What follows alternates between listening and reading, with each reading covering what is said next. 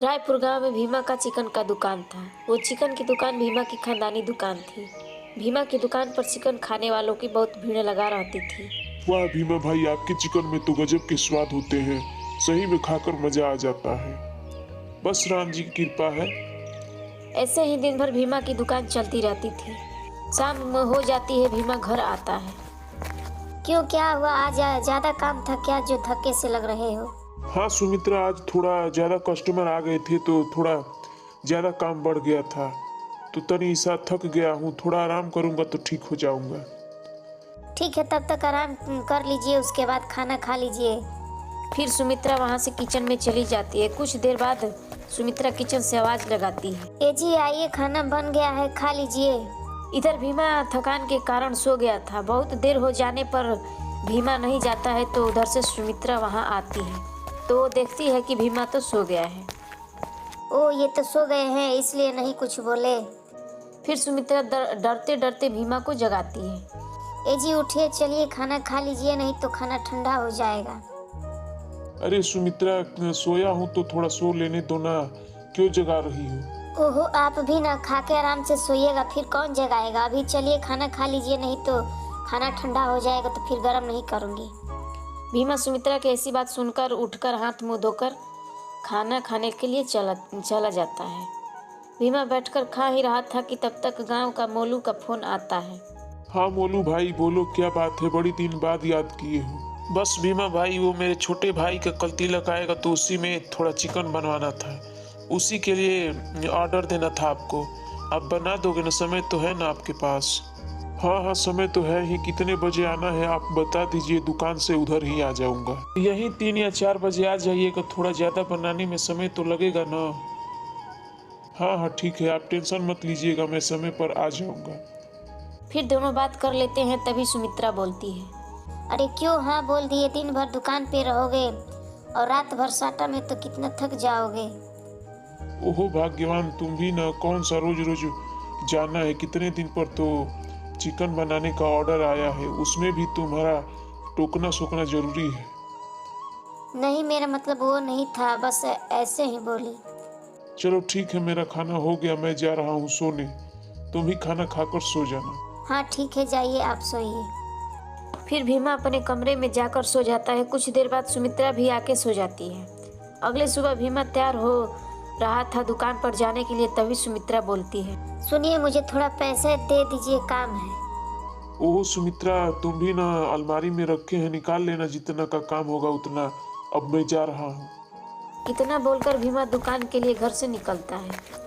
दुकान पर जाकर दुकान खोलकर बैठ जाता है। कुछ ही देर में चिकन खाने वालों की भीड़ लग जाती है। सभी चिकन खाकर अपने घर जाने लगते हैं। उन सभी में से एक रामू था, जो एक जंगल के रास्ते से चिकन लेकर जा रहा था। रामू इस बात से पूरी तरह अनजान था कि जिस रास्ते से वो जा रहा था उस रास्ते में एक चुड़ैल पेड़ पर रहा करती है।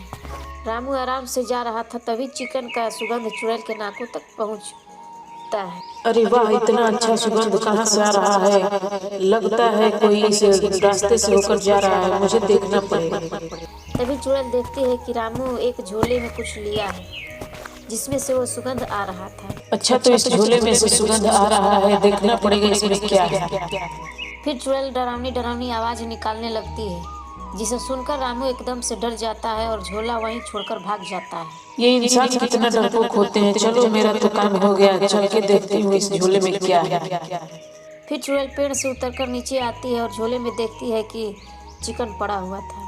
ओह वाह, ये तो चिकन है, इसका सुगंध कितना अच्छा है, खाने में तो कितना स्वादिष्ट होगा, खा के देखती।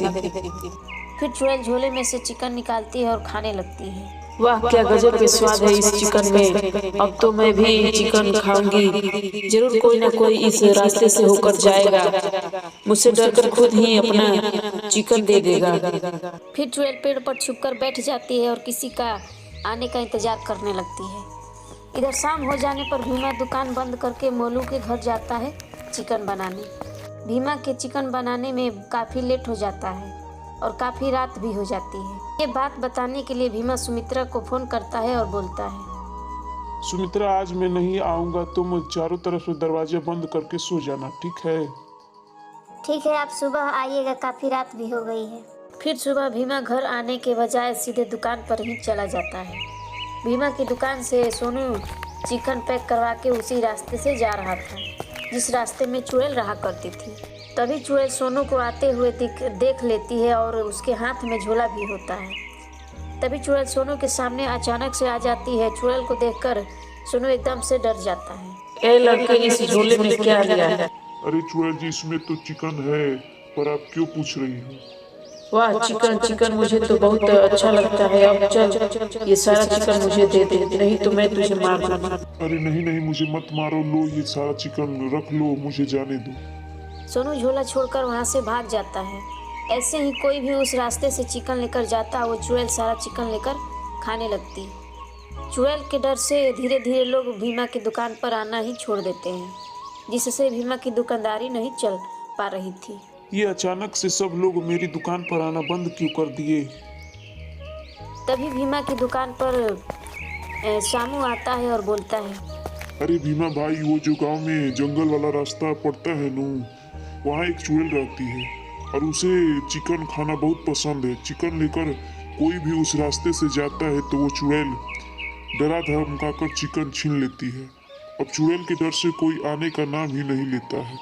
फिर शामू चिकन खाता है और वहाँ से चला जाता है और भीमा सोच में पड़ जाता है और चिकन लेकर उसी रास्ते से जाने का सोचता है। फिर शाम हो जाती है और भीमा एक झोला में चिकन रखकर उस रास्ते से जाने लगता है। तभी चुड़ैल भीमा को देख लेती है।